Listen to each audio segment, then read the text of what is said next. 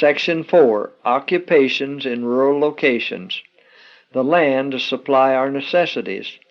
If the land is cultivated, it will, with the blessing of God, supply our necessities.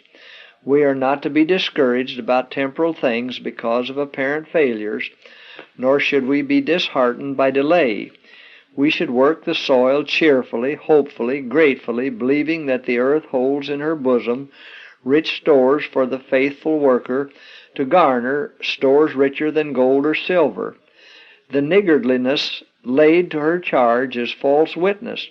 With proper, intelligent cultivation, the earth will yield its treasures for the benefit of man. The mountains and hills are changing. The earth is waxing old like a garment. But the blessing of God, which spreads a table for His people in the wilderness, will never cease. Serious times are before us, and there is great need for families to get out of the cities into the country, that the truth may be carried into the byways as well as the highways of the earth. Much depends upon laying our plans according to the word of the Lord, and with persevering energy carrying them out. More depends upon consecrated activity and perseverance than upon genius and book learning. All the talents and ability given to human agents, if unused, are of little value. A return to simpler methods will be appreciated by the children and youth.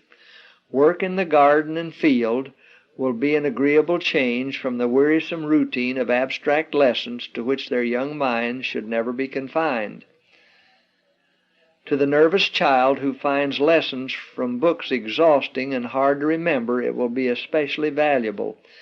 There is health and happiness for him in the study of nature, and the impressions made will not fade out of his mind, for they will be associated with objects that are continually before his eyes. Testimonies, Volume 6, page 178 and 179, 1900. With a piece of land and a comfortable home.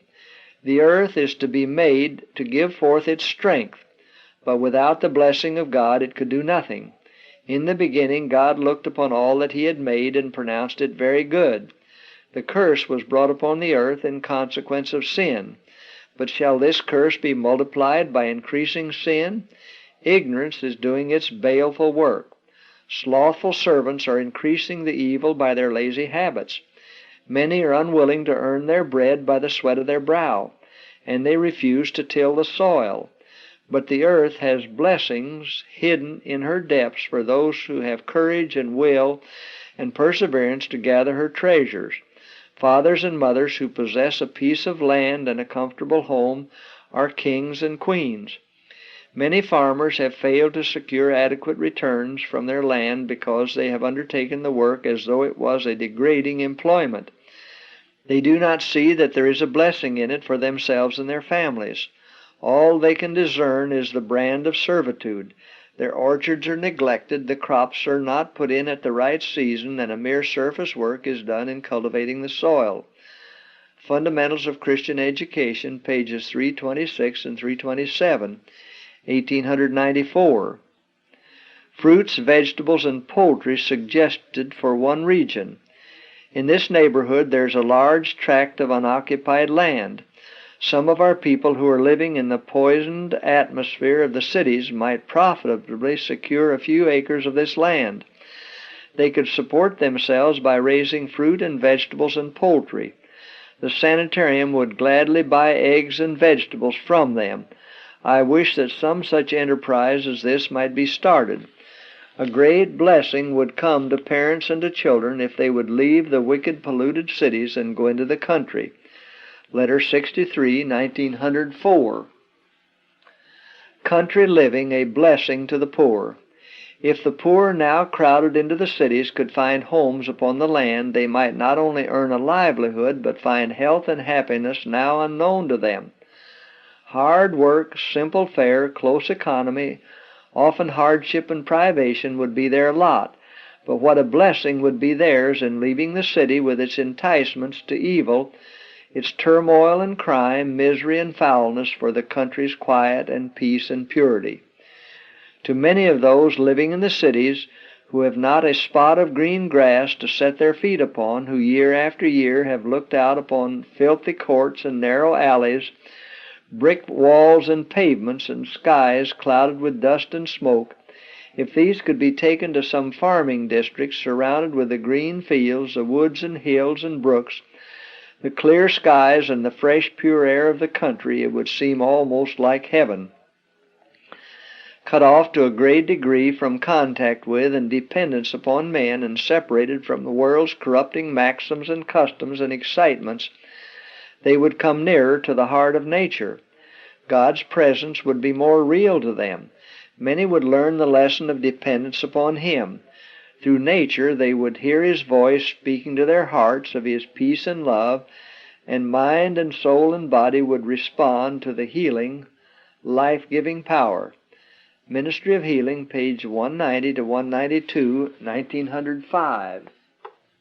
Industries for families from cities. Believers who are now living in the cities will have to move to the country that they may save their children from ruin. Attention must be given to the establishment of industries in which these families can find employment.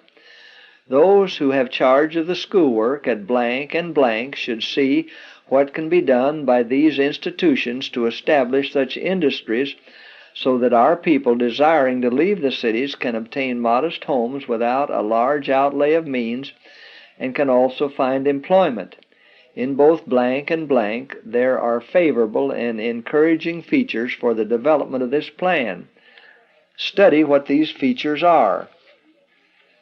All that needs to be done cannot be specified till a beginning is made. Pray over the matter, and remember that God stands at the helm, that He is guiding in the work of the various enterprises.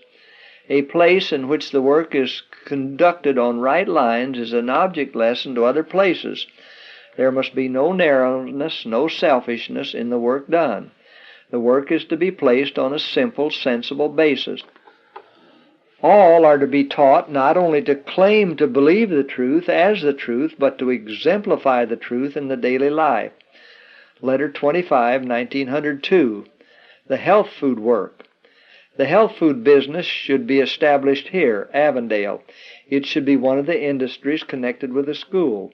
God has instructed me that parents can find work in this industry and send their children to school. But everything that is done should be done with the greatest simplicity. There is to be no extravagance in anything. Solid work is to be done, because unless the work is done solidly, a slipshod experience is the result. Australasian Union Conference Record, July 28, 1899.